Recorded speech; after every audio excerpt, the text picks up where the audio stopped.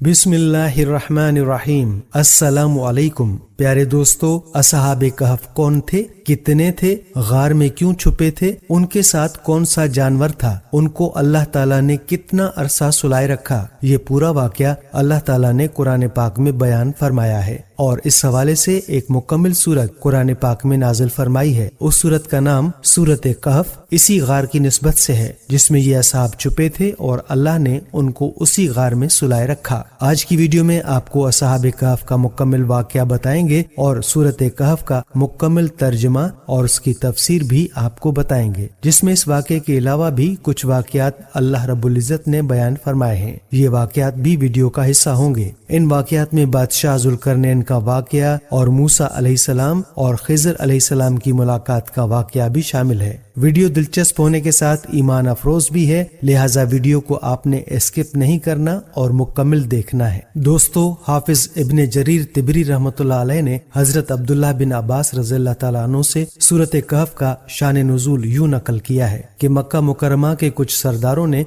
दो आदमी Medina Munawwara के यहूदी उलमा के पास ये मालूम करने के लिए भेजे कि तौरात और इंजील के ये उलमा हजरत सल्लल्लाहु अलैहि वआलिहि वसल्लम के दावा नबूवत के बारे में क्या कहते हैं। यहूदी उलमा ने उनसे कहा कि आप हजरत मोहम्मद मुस्तफ़ा सल्लल्लाहु अलैहि वआलिहि वसल्लम से 3 सवालात कीजिए। अगर वो उनका सही जवाब दे दें तो समझ लेना चाहिए कि वो वाकई अल्लाह ताला के नबी हैं, और अगर वो सही जवाब न दे सके तो इसका मतलब ये होगा कि उनका नबूवत का दावा सही नहीं है। पहला सवाल ये था कि उन नौजवानों का वो अजीब वाकया बयान करें जो किसी जमाने में शिर्क से बचने के लिए अपने शहर से निकलकर किसी गार में छुप गए थे। दूसरे उस शख्स का हाल बताएं जिसने मशरिक से मगरिब तक पूरी दुनिया का सफर किया था। तीसरे उनसे पूछें कि रूह की हकीकत क्या है। चुनाचे ये दोनों शख्स मक्का मुकर्रमा वापस आए और अपनी बिरादरी के लोगों को साथ लेकर उन्होंने हजरत सल्लल्लाहु अलैहि वआलिहि वसल्लम से ये 3 सवाल पूछे। पहले 2 सवालात के जवाब में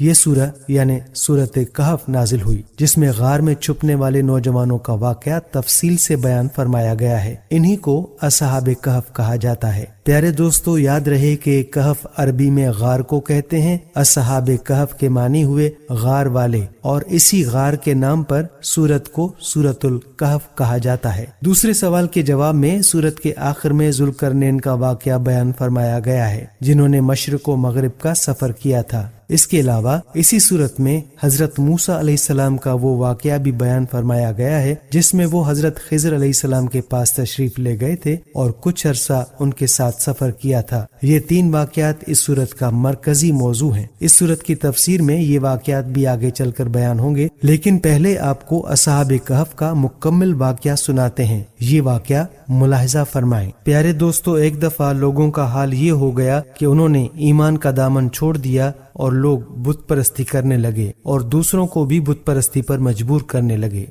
खुसूसन उनका एक बादशाह जिसका नाम दकियानूस था, वो तो इस कदर जालिम था कि जो शख्स बुत परस्ती से इनकार करता था ये उसको कत्ल कर डालता था। असहाब कहफ शहर अफसोस के शुरफा थे जो बादशाह के मोअज़्ज़िज़ दरबारी भी थे, मगर ये लोग साहिब ईमान और बुत परस्ती से इंतहाई बेजार थे। दकियानूस के जुल्म व जबर से परेशान होकर ये लोग अपना ईमान बचाने के लिए उसके दरबार से भाग निकले और करीब के पहाड़ में एक गार के अंदर पनाह गुज़ी हुए और सो गए। दकियानूस ने जब उन लोगों को तलाश कराया और उसको मालूम हुआ कि ये लोग गार के अंदर हैं, तो वो बेहद नाराज हुआ और गैज़ व गज़ब में ये हुक्म दे दिया कि गार को एक मजबूत दीवार उठाकर बंद कर दिया जाए ताकि ये लोग इसी में रहकर मर जाएं और वही गार उन लोगों की कब्र बन जाए। लेकिन दोस्तों, रिवायात बताती हैं कि दकियानूस ने जिस शख्स के सुपुर्द ये काम किया था वो बहुत ही नेक दिल और साहिब ईमान आदमी था। उसने असहाब कहफ के नाम, उनकी तादाद और उनका पूरा वाकया एक तख्ती पर कंधा कराकर तांबे की संदूक के अंदर रखकर दीवार की बुनियाद में रख दिया और इसी तरह की एक तख्ती शाही खजाने में भी महफूज करा दी। कुछ दिनों के बाद दकियानूस बादशाह मर गया और सुल्तनतें बदलती रहीं, यहाँ तक कि एक नेक दिल और इंसाफ परवर बादशाह जिसका नाम बेदरोस था तख्त नशीन हुआ, जिसने 68 साल तक बहुत शान शौकत के साथ हुकूमत की। उसी के दौर में मजहबी फिरका बंदी शुरू हो गई और बाज लोग मरने के बाद उठने और कयामत का इनकार करने लगे। कौम का ये हाल देखकर बादशाह रंजो गम में डूब गया और वो تنہائی میں ایک مکان کے اندر بند ہو کر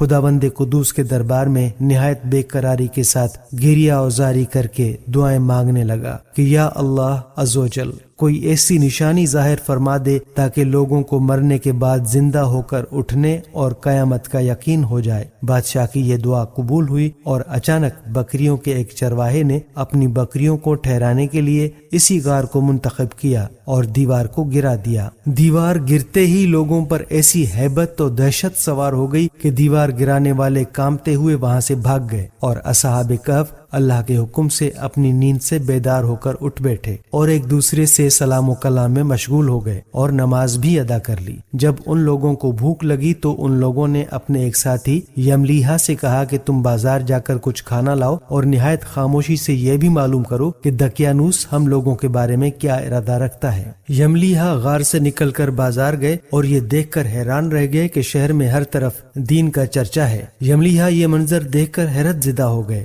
کہ الہی یہ ماجرا کیا ہے کہ اس شہر میں تو ایمان کا نام لینا بھی جرم تھا، آج یہ انقلاب کہاں سے اور کیوں کر آ گیا؟ پھر یہ ایک نان بائی کی دکان پر کھانا لینے گئے اور دقیانوسی زمانے کا روپیہ دکاندار کو دیا جس کا چلن بند ہو چکا تھا، بلکہ کوئی اس سکے کا دیکھنے والا بھی باقی نہیں رہ گیا تھا۔ دکاندار کو شبہ ہوا کہ شاید اس شخص کو کوئی پرانا خزانہ مل گیا ہے، چنانچہ دکاندار نے ان کو حکام کے سپرد کر دیا اور حکام نے ان سے خزانے کے بارے میں پوچھ گچھ شروع کر دی اور کہا کہ بتاؤ خزانہ کہاں ہے؟ یملیحہ نے کہا کہ کوئی خزانہ نہیں ہے، یہ ہمارا ہی روپیہ ہے۔ حکام نے کہا کہ ہم کس طرح مان لیں کہ روپیہ تمہارا ہے؟ یہ سکہ 300 برس پرانا ہے اور برسوں گزر گئے کہ اس سکے کا چلن بند ہو گیا اور تم ابھی جوان ہو، لہٰذا صاف صاف بتاؤ کہ مسئلہ حل ہو جائے۔ یہ سن کر یملیحہ نے کہا کہ تم لوگ یہ بتاؤ کہ دقیانوس بادشاہ کا کیا حال ہے؟ حکام نے کہا کہ آج روئے زمین پر اس نام کا کوئی بادشاہ نہیں ہے، ہاں سینکڑوں برس گزر گئے کہ اس نام کا ایک بے ایمان بادشاہ گزرا ہے جو بت پرست تھا۔ یملیحہ نے کہا کہ ابھی کل ہی تو ہم لوگ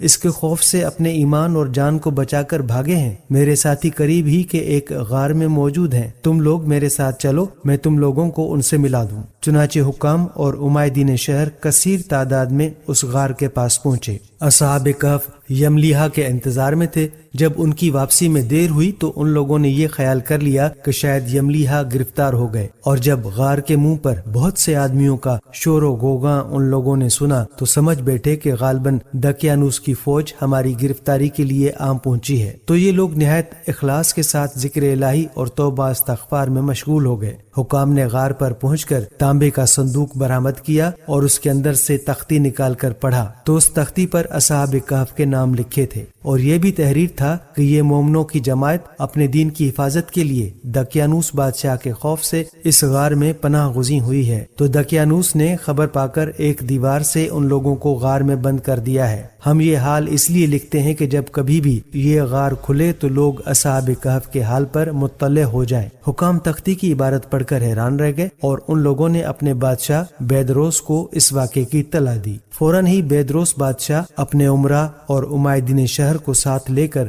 غار کے پاس پہنچا تو اصحاب کہف نے غار سے نکل کر بادشاہ سے معانقہ کیا اور اپنی سرگزشت بیان کی۔ بیدروس بادشاہ سجدے میں گر کر خداوند قدوس کا شکر ادا کرنے لگا کہ میری دعا قبول ہو گئی اور اللہ تعالیٰ نے ایسی نشانی ظاہر کر دی جس سے موت کے بعد زندہ ہو کر اٹھنے کا ہر شخص کو یقین ہو جائے۔ روایت میں آتا ہے کہ اصحاب کہف بادشاہ کو دعا دینے لگے کہ اللہ تعالیٰ تیری بادشاہی کی حفاظت فرمائے، اب ہم تمہیں اللہ کے سپرد کرتے ہیں۔ پھر اصحاب کہف نے السلام علیکم کہا اور غار کے اندر چلے گئے اور سو گئے، اور اسی حالت میں اللہ تعالیٰ نے ان لوگوں کو وفات دے دی۔ بادشاہ بیدروس نے سال کی لکڑی کا صندوق بنوا کر اصحاب کہف کی مقدس لاشوں کو اس میں رکھوا دیا، اور اللہ تعالیٰ نے اصحاب کہف کا ایسا رعب لوگوں کے دلوں میں پیدا کر دیا کہ کسی کی یہ مجال نہیں کہ غار کے منہ تک جا سکے۔ اس طرح اصحاب کہف کی لاشوں کی حفاظت کا اللہ تعالیٰ نے سامان کر دیا۔ پھر بیدروس بادشاہ نے غار کے منہ پر ایک مسجد بنوا دی اور سالانہ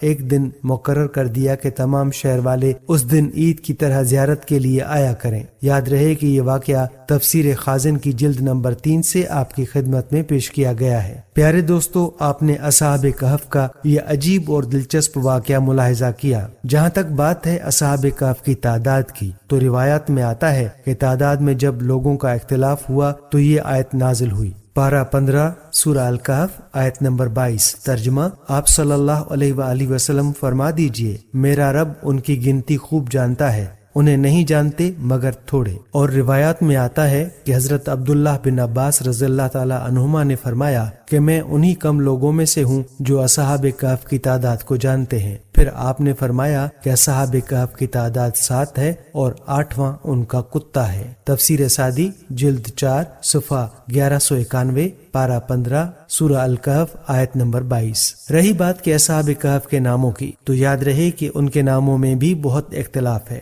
علی رضی اللہ تعالی عنہ سے روایت ہے کہ ان کے نام یہ ہیں: یملیحہ، مسلینا، مسلیننا، مرنوش، دبرنوش، شازونوش، اور 7واں چرواہا تھا جو ان لوگوں کے ساتھ ہو گیا تھا۔ حضرت علی رضی اللہ تعالیٰ عنہ نے اس کا ذکر نہیں فرمایا۔ اور ان لوگوں کے کتے کا نام قمطیر تھا، اور ان لوگوں کے شہر کا نام افسوس تھا، اور ظالم بادشاہ کا نام دقیانوس تھا۔ بحوالہ مدارک التنزیل جلد 3 صفحہ 206، پارہ 15 سورہ الکہف آیت نمبر 22۔ تفسیر سعدی میں لکھا ہے کہ اصحاب کہف کے نام یہ ہیں: مقسملینا، یملیحہ، تونس، نینوس، ساریانوس، زونونوس، زونوانس، فلسطینس۔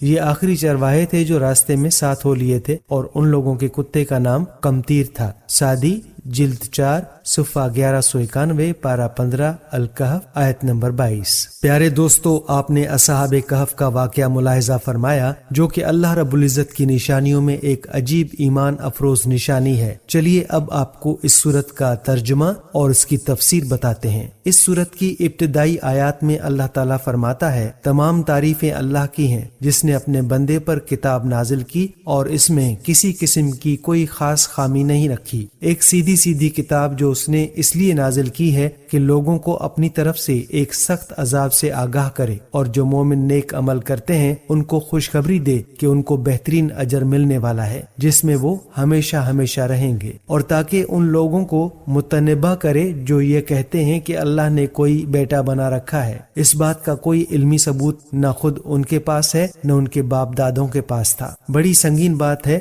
جو ان کے منہ سے نکل رہی ہے۔ جو کچھ وہ کہہ رہے ہیں وہ جھوٹ کے سوا کچھ نہیں۔ اے پیغمبر، اگر لوگ قرآن کی اس بات پر ایمان نہ لائیں تو ایسا لگتا ہے جیسے تم افسوس کر کے ان کے پیچھے اپنی جان کو گھلا بیٹھو گے۔ یقین جانو کہ روئے زمین پر جتنی چیزیں ہیں ہم نے انہیں زمین کی سجاوٹ کا ذریعہ اس لیے بنایا ہے تاکہ لوگوں کو آزمائیں کہ ان میں کون کون زیادہ اچھا عمل کرتا ہے۔ مذکورہ آیات کی تفسیر یہ ہے کہ حضرت صلی اللہ علیہ وآلہ وسلم کو مشرکین کے کفر اور مخالف طرز عمل سے سخت صدمہ ہوتا تھا۔ ان آیات میں آپ صلی اللہ علیہ وآلہ وسلم کو تسلی دی گئی ہے کہ یہ دنیا تو لوگوں کے امتحان کے لیے بنائی گئی ہے تاکہ یہ دیکھا جائے کہ کون ہے جو دنیا کی سجاوٹ میں محو ہو کر اللہ تعالیٰ کو بھول جاتا ہے، اور کون ہے جو اس کو اللہ تعالیٰ کے احکامات کے مطابق استعمال کر کے اپنے لیے آخرت کا ذخیرہ بناتا ہے۔ اور جب یہ امتحان گاہ ہے تو اس میں وہ لوگ بھی ہوں گے جو امتحان میں کامیاب ہوں گے اور وہ بھی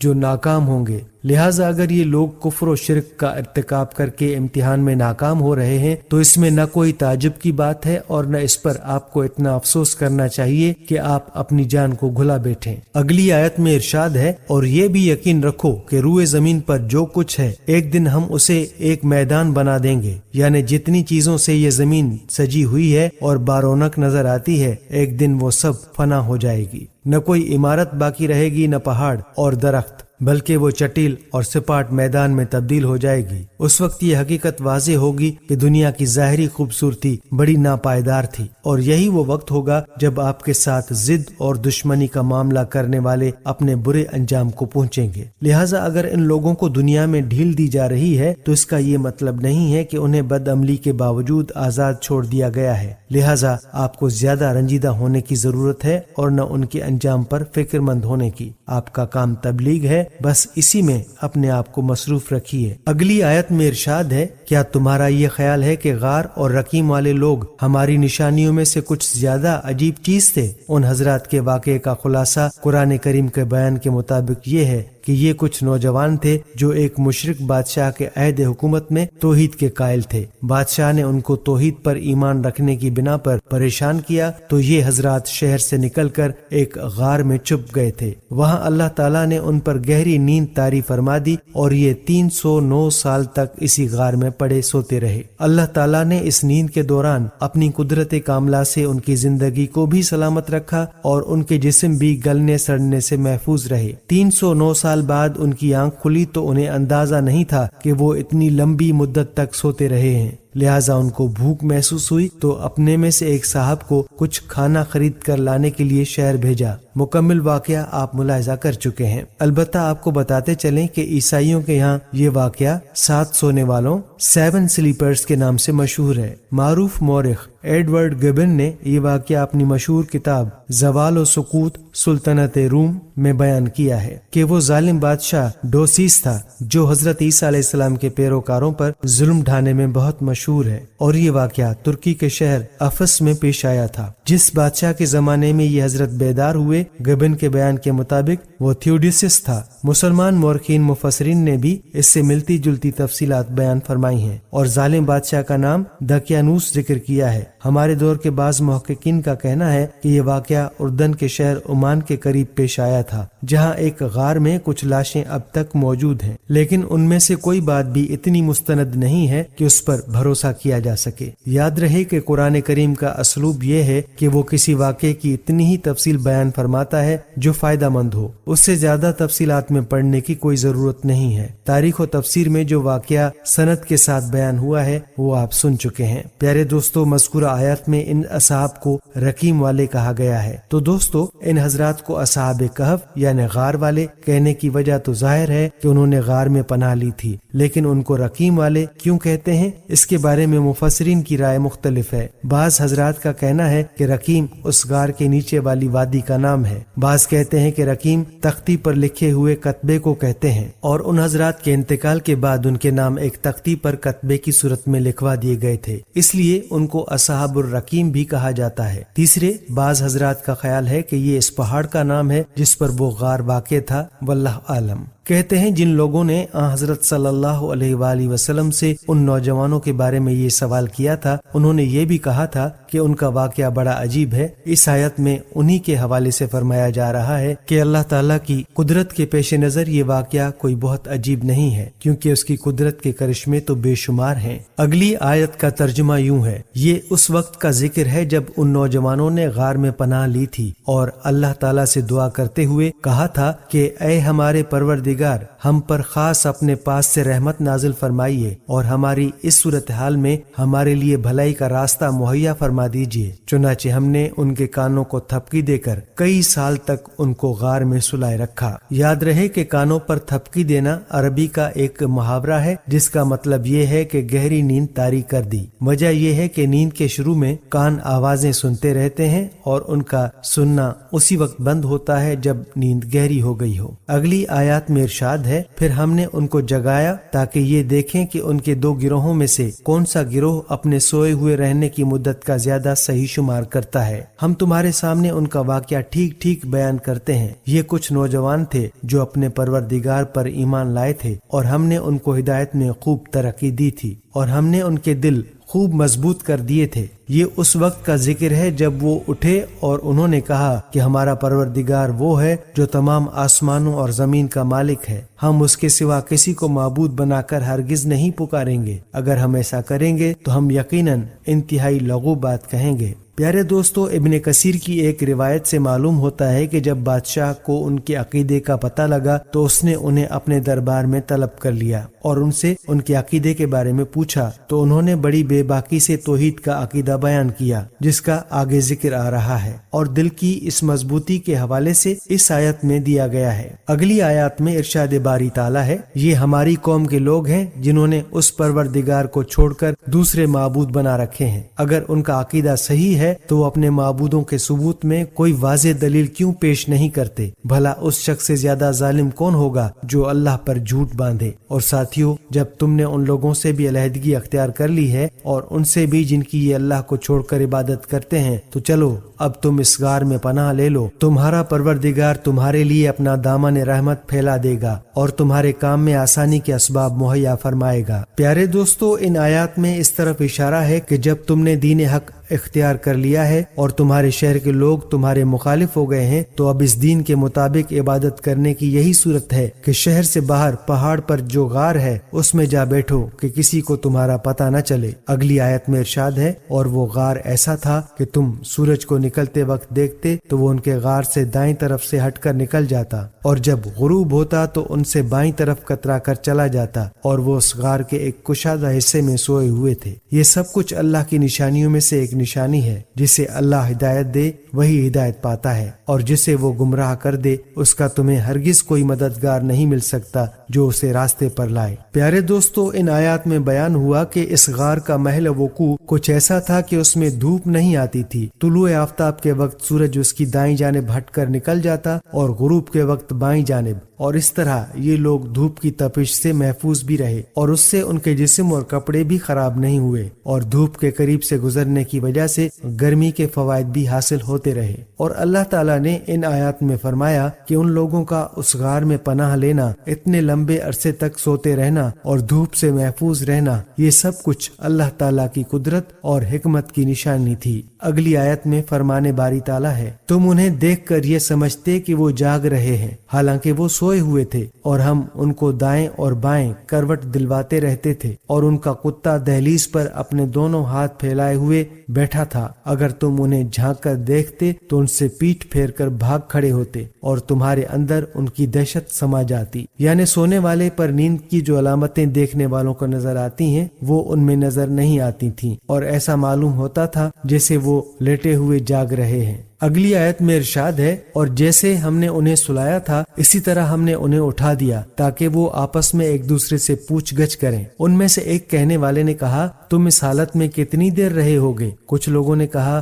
ہم 1 دن یا 1 دن سے کچھ کم نیند میں رہے ہوں گے۔ دوسروں نے کہا، تمہارا رب ہی بہتر جانتا ہے کہ تم کتنی دیر اس حالت میں رہے ہو۔ اب اپنے میں سے کسی کو چاندی کا یہ سکہ دے کر شہر کی طرف بھیجو، وہ جا کر دیکھ بھال کرے کہ اس کے کون سے علاقے میں زیادہ پاکیزہ کھانا مل سکتا ہے، پھر تمہارے پاس وہاں سے کچھ کھانے کو لے آئے، اور اسے چاہیے کہ ہوشیاری سے کام کرے اور کسی کو تمہاری خبر نہ ہونے دے۔ پیارے دوستو، مفسرین فرماتے ہیں کہ پاکیزہ کھانے سے مراد بظاہر حلال کھانا ہے۔ ان حضرات کو فکر یہ تھی کہ بت پرستوں کے شہر میں حلال کھانا ملنا آسان نہیں، اس لیے جانے والے کو یہ تاکید کی وہ ایسی جگہ سے کھانا لائے جہاں حلال کھانا میسر ہو۔ نیز چونکہ ان کے خیال میں ابھی تک اسی بت پرست بادشاہ کی حکومت تھی، اس لیے انہیں دوسری فکر یہ تھی کہ کہیں کسی کو ان کے غار میں چھپنے کا پتہ نہ لگ جائے، اس لیے جانے والے کو دوسری تاکید کی کہ ہوشیاری سے جا کر کھانا لائے۔ اگلی آیت میں فرمان الہی ہے، اگر ان شہر کے لوگوں کو تمہاری خبر مل گئی تو یہ تمہیں پتھراؤ کر کے ہلاک کر ڈالیں گے یا تمہیں اپنے دین میں واپس آنے کے لیے مجبور کریں گے، اور ایسا ہوا تو تمہیں کبھی فلاح نہیں مل سکے گی۔ اور یوں ہم نے ان کی خبر لوگوں تک پہنچا دی تاکہ وہ یقین سے جان لے کہ اللہ کا وعدہ سچا ہے۔ نیز یہ کہ قیامت کی گھڑی آنے والی ہے، اس میں کوئی شک نہیں۔ پھر وہ وقت بھی آیا جب لوگ ان کے بارے میں آپس میں جھگڑ رہے تھے، چنانچہ کچھ لوگوں نے کہا کہ ان پر ایک عمارت بنا دو، ان کا رب ہی ان کے معاملے کو بہتر جانتا ہے۔ آخر کار جن لوگوں کو ان کے معاملات پر غلبہ حاصل تھا انہوں نے کہا کہ ہم تو ان کے اوپر ایک مسجد ضرور بنائیں گے۔ ان آیات کی تفسیر میں مفسرین فرماتے ہیں، جب وہ صاحب جن کا نام بعض روایتوں میں یملیحہ بتایا گیا ہے کھانا لینے کے لیے شہر پہنچے اور دکاندار کو وہ سکہ پیش کیا جو 300 سال پرانا تھا اور اس پر پرانے بادشاہ کی علامتیں تھیں۔ دکاندار بڑا حیران ہوا اور ان کو لے کر اس وقت کے بادشاہ کے پاس پہنچا۔ یہ بادشاہ نیک تھا اور اس نے یہ قصہ سن رکھا تھا کہ کچھ نوجوان دقیانوس کے ظلم سے تنگ آ کر کہیں غائب ہو گئے تھے۔ اس نے معائنے کی مزید تحقیق کی تو پتہ چلا کہ یہ وہی نوجوان ہیں۔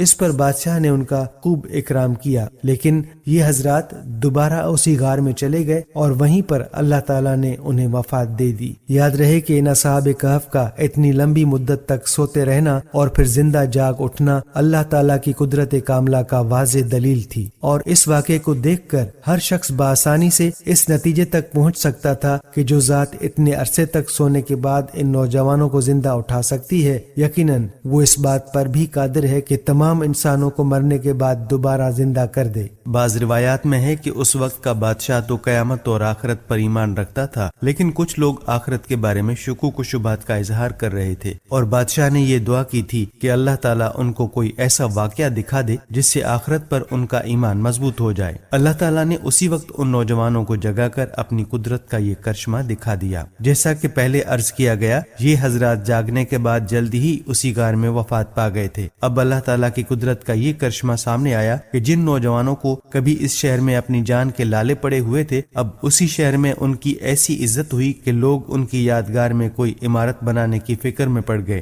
اور آخرکار جن لوگوں کو اقتدار حاصل تھا انہوں نے یہ طے کیا کہ جس غار میں ان کی وفات ہوئی ہے اس پر ایک مسجد بنا دیں۔ واضح رہے کہ عمان کے پاس جو غار دریافت ہوا ہے اس میں کھدائی کرنے سے غار کے اوپر بنی ہوئی ایک مسجد بھی برآمد ہوئی ہے۔ یہاں یہ بھی واضح رہنا چاہیے کہ ان کی وفات کی جگہ پر مسجد بنانے کی یہ تجویز اس زمانے کے اصحاب اقتدار نے دی تھی۔ قرآن کریم نے اس تجویز کی تائید نہیں فرمائی، لہٰذا اس آیت سے مقبرے بنانے یا قبروں کو عبادت گاہ میں تبدیل کرنے کا کوئی جواز نہیں نکلتا، بلکہ آن حضرت صلی اللہ علیہ وآلہ وسلم نے کئی احادیث میں اس عمل سے منع فرمایا ہے۔ دوستو، روایات سے ایسا معلوم ہوتا ہے کہ جب ان حضرات کی یادگار تعمیر کرنے کی تجویز آئی تو لوگوں نے یہ بھی سوچا کہ ان کے صحیح نام اور ان کا نسب اور مذہب وغیرہ بھی اس یادگار پر لکھا جائے، لیکن چونکہ کسی کو ان کے پورے حالات معلوم نہیں تھے، اس لیے پھر لوگوں نے کہا کہ ان کے ٹھیک حالات تو اللہ تعالیٰ ہی بہتر جانتا ہے، لیکن ہم ان کے نسب وغیرہ کی تحقیق میں پڑے بغیر ہی ان کی یادگار بنا دیتے ہیں۔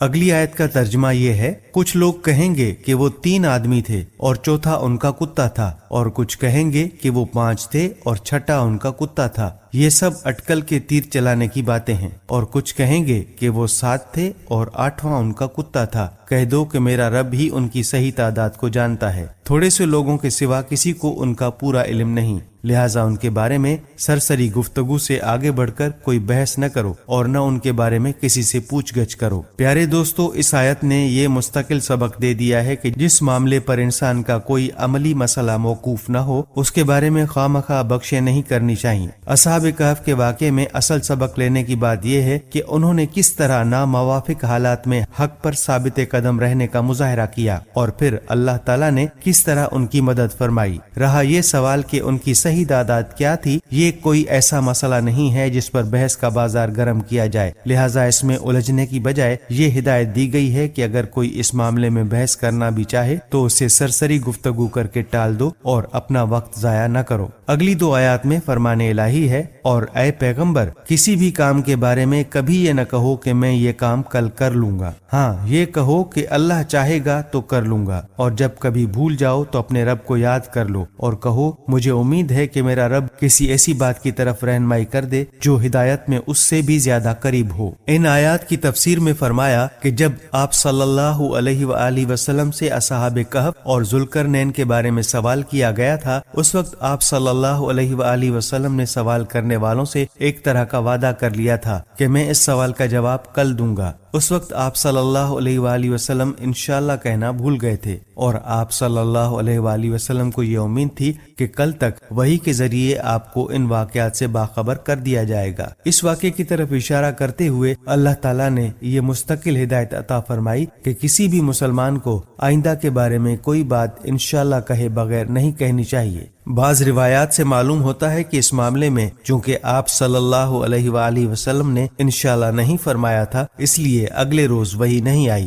بلکہ کئی روز کے بعد وحی آئی اور اس میں یہ ہدایت بھی دی گئی۔ پیارے دوستو، اگلی 2 آیات میں اللہ تعالیٰ نے فرمایا، اور وہ یعنی اصحاب کہف اپنے غار میں 300 سال اور مزید 9 سال سوتے رہے۔ اگر کوئی اس میں بحث کرے تو کہہ دو کہ اللہ ہی بہتر جانتا ہے کہ وہ کتنی مدت سوتے رہے۔ آسمانوں اور زمین کے سارے بھید اسی کے علم میں ہیں۔ وہ کتنا دیکھنے والا اور کتنا سننے والا ہے، اس کے سوا ان کا کوئی رکھوالا نہیں ہے، اور وہ اپنی حکومت میں کسی کو شریک نہیں کرتا۔ دوستو، مفسرین کا کہنا ہے کہ اگرچہ اللہ تعالیٰ نے اصحاب کہف کے بارے میں یہ بتلا دیا کہ وہ غار میں 309 سال تک سوتے رہے، لیکن آگے پھر وہی بات ارشاد فرمائی کہ محض قیاس کی بنیاد پر اس بحث میں بھی پڑھنے کی ضرورت نہیں ہے، اور اگر کوئی اس مدت سے اختلاف کرے تو یہ کہہ کر بحث کا دروازہ بند کر دو کہ اللہ تعالیٰ ہی اس مدت کو خوب جانتا ہے، اس نے جو مدت بتا دی ہے وہی درست ہے۔ اگلی آیت کا ترجمہ ہے، اور اے پیغمبر، تم پر تمہارے پروردگار کی طرف سے وحی کے ذریعے جو کتاب بھیجی گئی ہے اسے پڑھ کر سنا دو۔ کوئی نہیں ہے جو اس کی باتوں کو بدل سکے، اور اسے چھوڑ کر تمہیں ہرگز پناہ کی جگہ نہیں مل سکتی۔ اس آیت کی تفسیر میں فرمایا کہ آپ صلی اللہ علیہ وآلہ وسلم سے یہ خطاب در حقیقت ان کافروں کو سنانے کے لیے ہے جو آپ صلی اللہ علیہ وآلہ وسلم سے یہ مطالبہ کیا کرتے تھے کہ آپ اس قرآن میں ہماری خواہش اور عقیدے کے مطابق تبدیلیاں کر لیں تو ہم آپ صلی اللہ علیہ وآلہ وسلم کو ماننے کے لیے تیار ہیں۔ ان کا یہ مطالبہ سورہ یونس میں گزر چکا ہے۔ یہاں فرمایا جا رہا ہے کہ اللہ تعالیٰ کے کلام میں تبدیلی کرنے کا کسی کو اختیار نہیں، اور اگر کوئی ایسا کرے تو اسے اللہ تعالیٰ کے عذاب سے بچنے کے لیے کوئی پناہ گاہ میسر نہیں آ سکتی۔ اگلی آیات میں فرمایا، اور اپنے آپ کو استقامت سے ان لوگوں کے ساتھ رکھو جو صبح و شام اپنے رب کو اس لیے پکارتے ہیں کہ وہ اس کی خوشنودی کے طلبگار ہیں، اور تمہاری آنکھیں دینوی زندگی کی خوبصورتی کی تلاش میں ایسے لوگوں سے ہٹنے نہ پائیں، اور کسی ایسے شخص کا کہنا نہ مانو جس کے دل کو ہم نے اپنی یاد سے غافل کر رکھا ہے، اور جو اپنی خواہشات کے پیچھے پڑا ہوا اور جس کا معاملہ حد سے گزر چکا ہے۔ اس آیت کی تفسیر میں آتا ہے کہ بعض کفار کا مطالبہ یہ بھی تھا کہ جو غریب اور کم حیثیت لوگ آپ صلی اللہ علیہ وآلہ وسلم کے ساتھ رہتے ہیں، اگر آپ انہیں اپنے پاس سے ہٹا دیں تو ہم آپ کی بات سننے کو تیار ہوں گے۔ موجودہ حالات میں ہم ان غریبوں کے ساتھ بیٹھ کر آپ کی کوئی بات نہیں سن سکتے۔ یہ آیت اس مطالبے کو رد کر کے حضرت صلی اللہ علیہ وآلہ وسلم کو ہدایت دے رہی ہے کہ آپ اس مطالبے کو نہ مانیں اور اپنے غریب صحابہ کی رفاقت نہ چھوڑیں، اور اس ضمن میں ان غریب صحابہ کرام کی فضیلت اور ان کے مقابلے میں ان مالدار کافروں کی برائی بیان فرمائی گئی ہے۔ پیارے دوستو، اگلی آیت میں فرمانے باری تعالیٰ ہے، اور کہہ دو کہ حق تو تمہارے رب کی طرف سے آ چکا ہے، اب جو چاہے ایمان لے آئے اور جو چاہے کفر اختیار کرے۔ ہم نے بے شک ایسے ظالموں کے لیے آگ تیار کر رکھی ہے جس کی قناتیں ان کو گھیرے میں لے لیں گی، اور اگر وہ فریاد کریں گے تو ان کی فریاد کا جواب ایسے پانی سے دیا جائے گا جو تیل کی تلچھٹ جیسا ہوگا اور چہروں کو بھون کر رکھ دے گا۔ کیا بدترین پانی اور کیسی بری آرام گاہ۔ ان آیات کی تفسیر یہ ہے کہ حق کے واضح ہو جانے کے بعد دنیا میں کسی کو ایمان لانے پر زبردستی مجبور نہیں کیا جا سکتا، البتہ جو شخص ایمان نہیں لائے گا اس کو آخرت میں بے شک ایک خوفناک عذاب کا سامنا کرنا پڑے گا۔ اگلی آیات میں فرمایا، البتہ جو لوگ ایمان لائے اور انہوں نے نیک عمل کیے تو یقیناً ہم ایسے لوگوں کے اجر کو ضائع نہیں کرتے جو اچھی طرح عمل کریں۔ یہ وہ لوگ ہیں جن کے لیے ہمیشہ رہنے والے باغات ہیں، ان کے نیچے سے نہریں بہتی ہوں گی، ان کو وہاں سونے کے کنگنوں سے مزین کیا جائے گا، وہ اونچی مسندوں پر تکیہ لگائے ہوئے باریک اور دبیز ریشم کے سبز کپڑے پہنے ہوں گے۔ کتنا بہترین اجر اور کیسی حسین آرام گاہ۔ اور اے پیغمبر، ان لوگوں کے سامنے ان 2 آدمیوں کی مثال پیش کرو جن میں سے ایک کو ہم نے انگوروں کے 2 باغ دے رکھے تھے اور ان کو کھجور کے درختوں سے گھیرا ہوا تھا، اور ان دونوں باغوں کے درمیان کھیتی لگائی ہوئی تھی۔ پیارے دوستو، گزشتہ آیات میں کافر سرداروں کے اس تکبر کی طرف اشارہ کیا گیا جس کی وجہ سے وہ غریب مسلمانوں کے ساتھ بیٹھنا بھی پسند نہیں کرتے تھے۔ اب اللہ تعالیٰ ایک ایسا واقعہ بیان فرما رہے ہیں جس سے یہ واضح ہو جاتا ہے کہ مال و دولت کی زیادتی کوئی ایسی چیز نہیں ہے جس پر کوئی شخص اترائے۔ اگر اللہ تعالیٰ کے ساتھ رشتہ مضبوط نہ ہو تو بڑے بڑے مالدار لوگ انجام کے طور پر ہاتھ ملتے رہ جاتے ہیں، اور اللہ تعالیٰ کے ساتھ معاملہ صحیح ہو تو غریب لوگ ان سے کہیں آگے نکل جاتے ہیں۔ جن دو آدمیوں کا یہاں ذکر فرمایا گیا ہے ان کی کوئی تفصیل کسی مستند مرفوع روایت میں موجود نہیں ہے، البتہ بعض مفسرین نے کچھ روایتوں کی بنیاد پر یہ کہا ہے کہ یہ بنی اسرائیل میں سے تھے اور انہیں اپنے باپ سے وراثت میں بڑی دولت ہاتھ آئی تھی۔ ان میں سے ایک نے کافر ہو کر اسی دولت سے دل لگا لیا اور دوسرے نے اپنی دولت کو اللہ تعالیٰ کے راستے میں خرچ کیا اور اس کی وجہ سے اس کی دولت پہلے شخص کے مقابلے میں گنتی میں کم رہ گئی، لیکن آخر کار کافر شخص کی دولت پر آفت آ گئی اور اسے حسرت کے سوا کچھ حاصل نہیں ہوا۔ دوستو، اگلی آیت میں اللہ رب العزت نے فرمایا دونوں باغ پورا پورا پھل دیتے تھے اور کوئی باغ پھل دینے میں کوئی کمی نہیں چھوڑتا تھا، اور ان دونوں کے درمیان ہم نے ایک نہر جاری کر دی تھی۔ اور اس شخص کو خوب دولت حاصل ہوئی تو وہ اپنے ساتھی سے باتیں کرتے ہوئے کہنے لگا کہ میرا مال بھی تم سے زیادہ ہے اور میرا جت بھی تم سے زیادہ مضبوط ہے،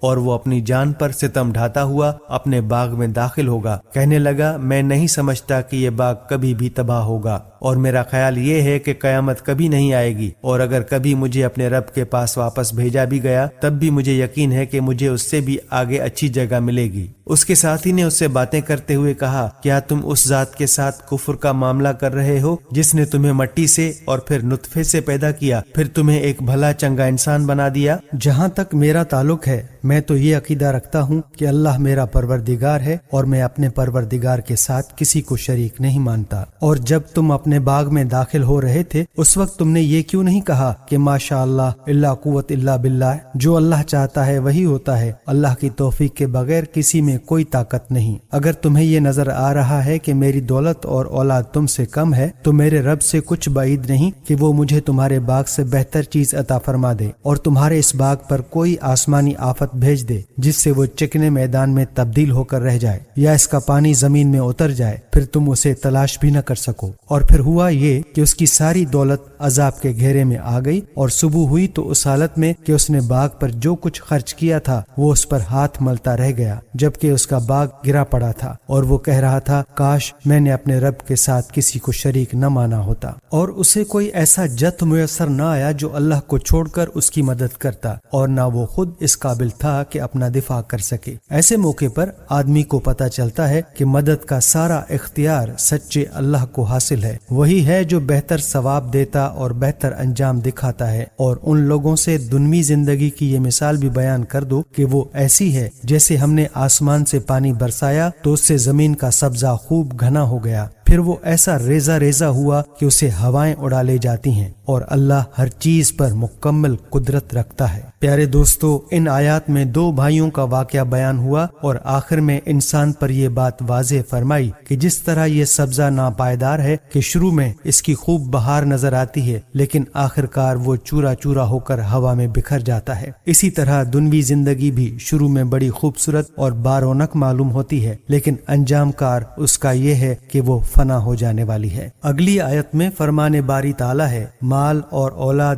دنوی زندگی کی زینت ہیں اور جو نیکیاں پائیدار رہنے والی ہیں وہ تمہارے رب کے نزدیک ثواب کے اعتبار سے بھی بہتر ہیں اور امید وابستہ کرنے کے لیے بھی بہتر۔ اس آیت کی تفسیر میں فرمایا کہ دنیا کے مال و اسباب سے امیدیں لگا کر بیٹھو تو ایک وقت وہ دھوکہ دے جاتے ہیں، لیکن نیک اعمال جو اللہ کی خوشنودی کے لیے کیے جائیں ان سے ثواب کی جو امید وابستہ کی جاتی ہیں وہ پوری ہوتی ہیں۔ اگلی آیت میں فرمایا اور اس دن کا دھیان رکھو جس دن ہم پہاڑوں کو چلائیں گے اور تم زمین کو دیکھو گے کہ وہ کھلی پڑی ہے اور ہم ان سب کو گھیر کر اکٹھا کر دیں گے اور ان میں سے کسی ایک کو بھی نہیں چھوڑیں گے۔ پیارے دوستو، قرآن کریم کی آیات کو سامنے رکھنے سے پتہ چلتا ہے کہ قیامت کے موقع پر پہاڑوں کو پہلے اپنی جگہ سے ہٹا کر چلایا جائے گا، پھر ان کو غبار کی طرح ہوا میں اڑا دیا جائے گا۔ چلانے کا ذکر اس جگہ کے علاوہ بھی آیا ہے۔ ایک اور جگہ حدیث پاک کی روشنی میں یہ کہا جا سکتا ہے کہ قیامت اس طرح قائم ہوگی کہ سور کی آواز جب لوگوں تک پہنچے گی تو وہ آہستہ آہستہ بڑھتے بڑھتے بڑی ہیبت ناک ہو جائے گی اور جس کی لرزش کی وجہ سے ساری مخلوق مرنے لگے گی، پہاڑ بھی لرز لرز کر روئی کے برابر ہو جائیں گے، اور اسی طرح پوری کائنات میں موجود سیارے ستارے فرشتے سب اس آواز کی لہروں سے مر جائیں گے اور سیارے ستارے سارے ٹوٹ کر بکھر جائیں گے، मट्टी होकर उड़ जाएंगे और खत्म हो जाएंगे। प्यारे दोस्तों, अगली आयत में फरमाने बारी ताला है, और सबको तुम्हारे रब के सामने सफ बांध कर पेश किया जाएगा। आखिर तुम हमारे पास इसी तरह आ गए जिस तरह हमने तुम्हें पहली बार पैदा किया था। इसके बरक्स तुम्हारा दावा ये था कि हम तुम्हारे लिए ये मुकर्रर वक्त कभी नहीं लाएंगे, और आमाल की किताब सामने रख दी जाएगी। चुनाचे तुम मुजरमों को देखोगे कि वो उसके मंदरजात से खौफजदा हैं और कह रहे हैं कि हाय हमारी बर्बादी, ये कैसी किताब है जिसने हमारा कोई छोटा बड़ा अमल ऐसा नहीं छोड़ा जिसका पूरा अहाता न कर लिया हो, और वो अपना सारा किया धरा अपने सामने मौजूद पाएंगे। और तुम्हारा परवरदिगार किसी पर कोई जुल्म नहीं करेगा। और वो वक्त याद करो जब हमने फरिश्तों से कहा था कि आदम के आगे सजदा करो, चुनाचे सबने सजदा किया सिवाय इब्लीस के, वो जिन्नात में से था। चुनाचे उसने अपने रब के हुक्म की नाफरमानी की। क्या फिर भी तुम मेरे बजाय उसे और उसकी ज़ुर्रियत को अपना रखवाला बनाते हो, हालांकि वो सब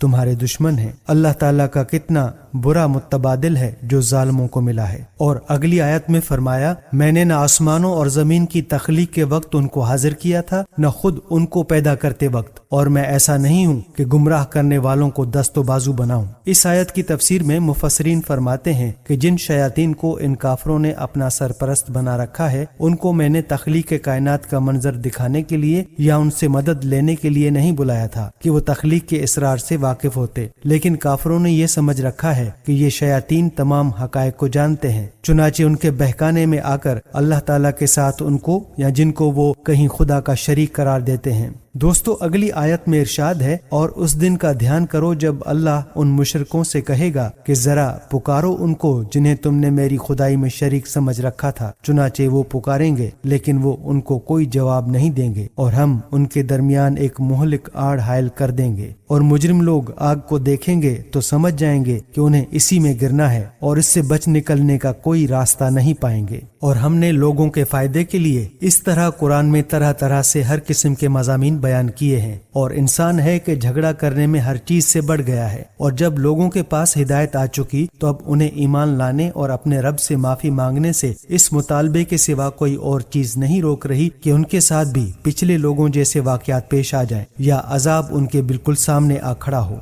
इन आयत की तफसीर में फरमाया कि इन लोगों पर सारी हुज्जतें तो तमाम हो चुकी, अब उनके पास अपने कुफर पर इसके सिवा कोई दलील बाकी नहीं रही कि ये पैगंबर से मुतालबा करते हैं कि जैसा अजाब पिछली उम्मतों पर आया था, अगर हम बातिल पर हैं तो वैसा ही अजाब हम पर लाकर दिखाओ। आगे अल्लाह ताला ने फरमाया है कि पैगंबरों का काम अपने अख्तियार से अजाब नाजिल करना नहीं होता, वो तो लोगों को अजाब से मुतनबा करते हैं। और अल्लाह ताला का मामला ये है कि वो नाफरमानों पर फौरन अजाब नहीं भेजता, बल्कि अपनी रहमत की वजह से उन्हें मोहलत देता है ताकि इस मोहलत के दौरान जिनको ईमान लाना हो वो ईमान ले आए। अलबत्ता उसकी तरफ से नाफरमानों को अजाब देने के लिए एक वक्त मुकर्रर है, जब वो वक्त आएगा तो कोई उस अजाब को टाल नहीं सकेगा। अगली आयत में फरमाने इलाही है, और हम पैगंबरों को सिर्फ इसलिए भेजते हैं कि वो मोमनों को खुशखबरी दें और काफरों को अजाब से मुतनबा करें। और जिन लोगों ने कुफर अपना लिया है वो बातिल का सहारा लेकर झगड़ा करते हैं ताकि उसके जरिए हक को डगमगा दें, और उन्होंने मेरी आयतों को और उन्हें जो तंबीह की गई थी उसको मजाक बना रखा है।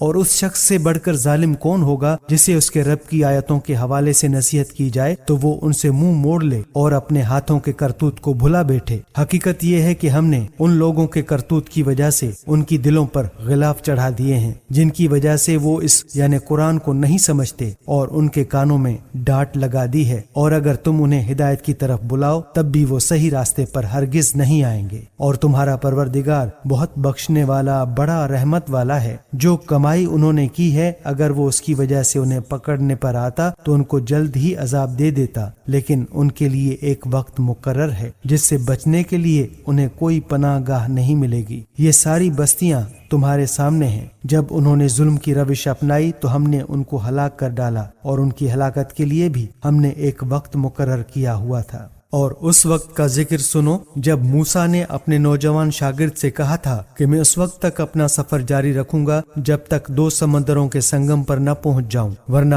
برسوں چلتا رہوں گا۔ پیارے دوستو، ان آیات سے آگے تقریباً 50 آیتوں میں اللہ تعالیٰ نے حضرت موسیٰ علیہ السلام کا وہ واقعہ بیان فرمایا ہے جو حضرت خضر علیہ السلام کے ساتھ پیش آیا۔ حضور سرور دو عالم صلی اللہ علیہ وآلہ وسلم نے اس واقعے کی تفصیل ایک طویل حدیث میں بیان فرمائی ہے جو صحیح بخاری میں کئی سندوں سے منقول ہے۔ اس حدیث کا خلاصہ یہ ہے کہ ایک مرتبہ حضرت موسیٰ علیہ السلام سے کسی نے یہ سوال کیا کہ اس وقت روئے زمین پر سب سے بڑا عالم کون ہے؟ چونکہ ہر پیغمبر اپنے وقت میں دین کا سب سے بڑا عالم ہوتا ہے، اسی لیے حضرت موسیٰ علیہ السلام نے جواب میں یہی فرمایا کہ میں ہی سب سے بڑا عالم ہوں۔ اللہ تعالیٰ کو یہ بات پسند نہیں آئی اور حضرت موسیٰ علیہ السلام کو یہ ہدایت دی گئی کہ اس سوال کا صحیح جواب یہ تھا کہ اللہ تعالیٰ ہی بہتر جانتے ہیں کہ سب سے بڑا عالم کون ہے۔ نیز اللہ تعالیٰ نے چاہا کہ حضرت موسیٰ علیہ السلام کو علم کے کچھ ایسے گوشوں سے روشناس کرائیں جو ان کی واقفیت کے دائرے سے باہر تھے، چنانچہ انہیں حکم دیا کہ وہ حضرت خضر علیہ السلام کے پاس جائیں۔ ان کو پتہ یہ بتایا گیا کہ جہاں 2 دریا ملتے ہیں وہاں تک سفر کریں اور اپنے ساتھ ایک مچھلی لے جائیں۔ ایک موقع ایسا آئے گا کہ وہ مچھلی گم ہو جائے گی، بس اسی جگہ انہیں حضرت خضر علیہ السلام مل جائیں گے۔ چنانچہ حضرت موسیٰ علیہ السلام اپنے نوجوان شاگرد حضرت یوشع کو ساتھ لے کر اس سفر پر روانہ ہوئے جو بعد میں خود پیغمبر بننے والے تھے۔ آگے کا واقعہ سورہ کہف کے ترجمے میں آ رہا ہے۔ البتہ یہاں اتنا سمجھ لینا چاہیے کہ حضرت موسیٰ علیہ السلام کو جو یہ سفر کرایا گیا اس کا ایک مقصد تو یہ ادب سکھانا تھا کہ اپنے آپ کو سب سے بڑا عالم کہنا کسی کو بھی زیب نہیں دیتا۔ علم تو ایک ناپید سمندر ہے اور کچھ نہیں کہا جا سکتا کہ کون سا علم کس کے پاس زیادہ ہے۔ اور دوسرا مقصد یہ تھا کہ حضرت موسیٰ علیہ السلام خود آنکھوں سے اس بات کی ایک جھلک دیکھ لیں کہ اللہ تعالیٰ اپنی حکمت اور علم سے اس کائنات کا نظام کس طرح چلا رہا ہے۔ پیارے دوستو، اس کائنات میں بہت سے ایسے واقعات روزمرہ انسان کے سامنے آتے رہتے ہیں جن کا مقصد اس کی سمجھ میں نہیں آتا۔ حالانکہ کوئی واقعہ تو اللہ تعالیٰ کی کسی نہ کسی حکمت کے بغیر نہیں ہوتا، انسان کی نظر چونکہ محدود ہے اس لیے وہ اس حکمت کو بسا اوقات نہیں سمجھتا، لیکن جس قادر مطلق کے ہاتھ میں پوری کائنات کی باغ ڈور ہے وہی جانتا ہے کہ کس وقت کیا واقعہ پیش آنا چاہیے۔ پیارے دوستو، سورہ کہف کی آیت نمبر 61 کا ترجمہ ہے، چنانچہ جب وہ ان کے سنگم پر پہنچے تو دونوں اپنی مچھلی کو بھول گئے اور اس نے سمندر میں ایک سرنگ کی طرح کا راستہ بنا لیا۔ مفسرین فرماتے ہیں کہ حضرت موسیٰ علیہ السلام ایک چٹان پر پہنچ کر کچھ دیر کے لیے سو گئے تھے۔ اسی دوران وہ مچھلی جو ایک زنبیل میں تھی وہاں سے کھسک کر دریا میں جا گری اور جس جگہ گری وہاں پانی میں سرنگ سی بن گئی جس میں جا کر مچھلی غائب ہو گئی۔ حضرت یوشع علیہ السلام اس وقت جاگ رہے تھے اور انہوں نے یہ عجیب واقعہ دیکھا، مگر چونکہ حضرت موسیٰ علیہ السلام سوئے ہوئے تھے اس لیے ان کو جگانا مناسب نہیں سمجھا۔ بعد میں جب حضرت موسیٰ علیہ السلام جاگ کر آگے روانہ ہوئے تو حضرت یوشع علیہ السلام ان کو یہ بات بتانا بھول گئے اور یاد اس وقت آیا جب حضرت موسیٰ علیہ السلام نے آگے چل کر ناشتہ مانگا۔ اگلی آیات کا ترجمہ ملاحظہ فرمائیں۔ پھر جب دونوں آگے نکل گئے تو موسیٰ علیہ السلام نے اپنے نوجوان سے کہا کہ ہمارا ناشتہ لاؤ، سچی بات یہ ہے کہ ہمیں اس سفر میں بڑی تھکاوٹ لاحق ہو گئی ہے۔ اس نے کہا، بھلا بتائیے، عجیب قصہ ہو گیا، جب ہم اس چٹان پر ٹھہرے تھے تو میں مچھلی کا آپ سے ذکر کرنا بھول گیا اور شیطان کے سوا کوئی نہیں ہے جس نے مجھ سے اس کا تذکرہ کرنا بھلایا ہو، اور اس مچھلی نے تو بڑے عجیب طریقے پر دریا میں اپنی راہ لے لی تھی۔ موسیٰ علیہ السلام نے کہا، اسی بات کی تو ہمیں تلاش تھی۔ چنانچہ دونوں اپنے قدموں کے نشان دیکھتے ہوئے واپس لوٹے۔ دوستو، مفسرین فرماتے ہیں کہ حضرت موسیٰ علیہ السلام کو یہی علامت بتائی گئی تھی کہ جس جگہ پر مچھلی گم ہوگی وہیں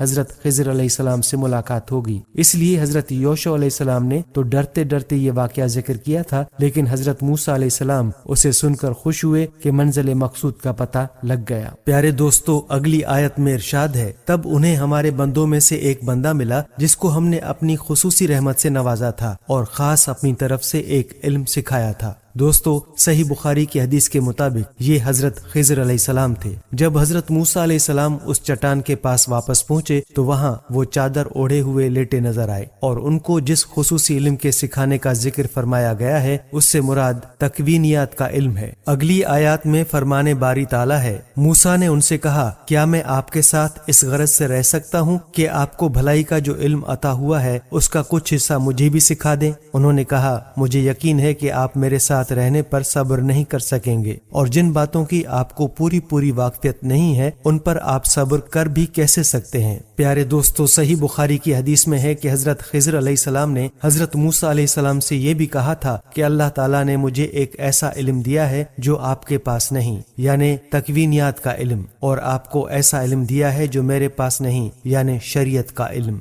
اگلی آیات میں ارشاد ہے، موسیٰ علیہ السلام نے کہا، انشاءاللہ آپ مجھے صابر پائیں گے اور میں آپ کے کسی حکم کی خلاف ورزی نہیں کروں گا۔ انہوں نے کہا، اچھا اگر آپ میرے ساتھ چلتے ہیں تو جب تک میں خود ہی آپ سے کسی بات کا تذکرہ شروع نہ کروں آپ مجھ سے کسی بھی چیز کے بارے میں سوال نہ کریں۔ چنانچہ دونوں روانہ ہو گئے، یہاں تک کہ جب دونوں ایک کشتی میں سوار ہوئے تو ان صاحب نے کشتی میں چھید کر دیا۔ موسیٰ علیہ السلام بولے، ارے کیا آپ نے اس میں چھید کر دیا تاکہ سارے کشتی والوں کو ڈبو ڈالیں؟ یہ تو آپ نے بڑا خوفناک کام کیا۔ پیارے دوستو، صحیح بخاری کی روایت میں ہے کہ انہوں نے کشتی کا ایک تختہ نکال کر اس میں سوراخ کر دیا تھا۔ اگلی آیت میں ارشاد ہے، انہوں نے یعنی خضر علیہ السلام نے کہا، کیا میں نے کہا نہیں تھا کہ آپ میرے ساتھ رہ کر صبر نہیں کر سکیں گے؟ موسیٰ علیہ السلام نے کہا، مجھ سے جو بھول ہو گئی اس پر میری گرفت نہ کیجیے اور میرے کام کو زیادہ مشکل نہ بنائیے۔ وہ دونوں پھر روانہ ہو گئے، یہاں تک کہ ان کی ملاقات ایک لڑکے سے ہوئی تو ان صاحب نے اسے قتل کر ڈالا۔ موسیٰ علیہ السلام بول اٹھے، ارے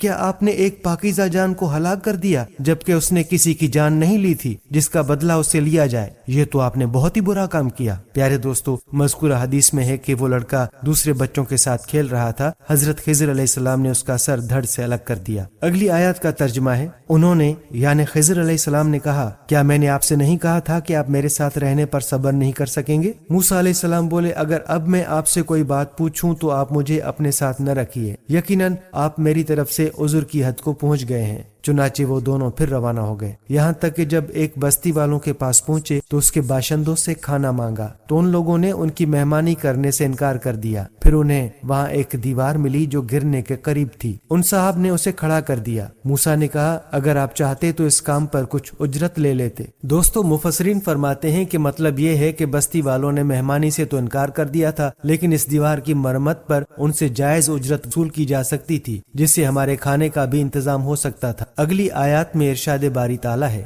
انہوں نے یعنی خضر علیہ السلام نے کہا، لیجئے میرے اور آپ کے درمیان جدائی کا وقت آ گیا، اب میں آپ کو ان باتوں کا مقصد بتائے دیتا ہوں جن پر آپ سے صبر نہیں ہو سکا۔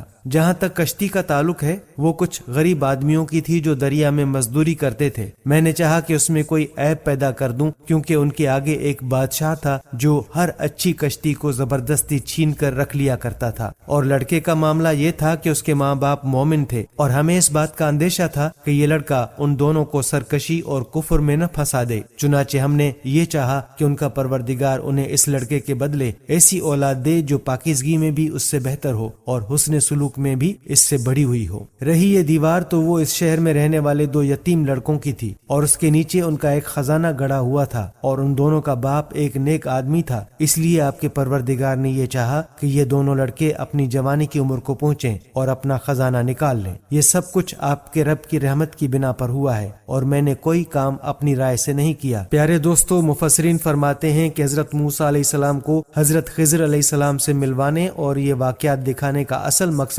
ایک اہم حقیقت کا مشاہدہ کرانا تھا، اور اسی حقیقت کو واضح کرنے کے لیے قرآن کریم نے یہ واقعہ ہمارے لیے بیان فرمایا ہے۔ اسلامی شریعت کی روح سے کسی کے لیے یہ بالکل جائز نہیں ہے کہ وہ کسی دوسرے کی ملکیت میں اس کی اجازت کے بغیر کوئی تصرف کرے، خاص طور پر اس کی تو ہرگز اجازت نہیں دی جا سکتی کہ اس کی ملکیت کو کوئی نقصان پہنچا دے، چاہے وہ نقصان خود مالک کے فائدے کی نیت ہی سے پہنچایا گیا ہو۔ لیکن حضرت خضر علیہ السلام نے کشتی والوں کی اجازت کے بغیر اس کے تختے میں چھید کر دیا۔ اسی طرح کسی بے گناہ کو قتل کرنا شریعت میں انتہائی سنگین جرم ہے، خاص طور پر کسی نابالغ لڑکے کو قتل کرنا تو حالت جنگ میں بھی جائز نہیں ہے۔ یہاں تک کہ اگر یہ معلوم ہو کہ یہ لڑکا بڑا ہو کر کوئی فساد مچائے گا، تب بھی اس وقت تک اسے قتل کرنے کا کوئی جواز نہیں بنتا، اس لیے حضرت موسیٰ علیہ السلام ان پر خاموش نہیں رہ سکے۔ پیارے دوستو، اب سوال یہ پیدا ہوتا ہے کہ حضرت خضر علیہ السلام نے شریعت کے بالکل خلاف یہ کام کیسے کیے؟ اس سوال کا جواب جاننے کے لیے پہلے یہ سمجھنا ضروری ہے کہ اس کائنات میں جتنے واقعات ہوتے ہیں، چاہے وہ ہماری نظر میں اچھے معلوم ہوتے ہوں یا برے، ان کا تعلق ایک ایسے جہان سے ہے جو ہماری آنکھوں سے پوشیدہ ہے، اور جسے اصطلاح میں عالم تکوین کہا جاتا ہے، جو براہ راست اللہ تعالیٰ کی حکمت اور اس کی تکوینی احکام کے ذریعے کنٹرول ہو رہا ہے۔ کسی شخص کو کتنے عرصے زندہ رہنا ہے اور کب اس کی موت واقع ہوگی، وہ کتنے عرصے صحت مند رہے گا اور کب بیمار ہو جائے گا، اسے کب کون سا روزگار نصیب ہوگا اور اس کے ذریعے وہ کتنی روزی کما سکے گا، اس قسم کے سارے معاملات اللہ تعالیٰ براہ راست طے فرماتے ہیں، اور ان فیصلوں کو نافذ کرنے کے لیے اللہ تعالیٰ نے کچھ کارندے مقرر فرما رکھے ہیں جو ہماری نگاہوں سے پوشیدہ رہ کر اللہ تعالیٰ کے ان تکوینی احکام کی تعمیل کرتے ہیں۔ مثلا جب اللہ تعالیٰ نے یہ طے فرمایا کہ فلاں شخص کی موت کا وقت آ گیا ہے تو اللہ تعالیٰ کی طرف سے موت کا فرشتہ اس شخص کی روح قبض کرنے کے لیے پہنچ جاتا ہے۔ جب وہ اللہ تعالیٰ کی تکوینی حکم کی تعمیل میں کسی کی موت واقع کر رہا ہوتا ہے تو وہ کسی جرم کا ارتکاب نہیں کرتا بلکہ اللہ تعالیٰ کے حکم کی تعمیل کرتا ہے۔ کسی انسان کو یہ حق نہیں پہنچتا کہ وہ کسی دوسرے کی جان لے، لیکن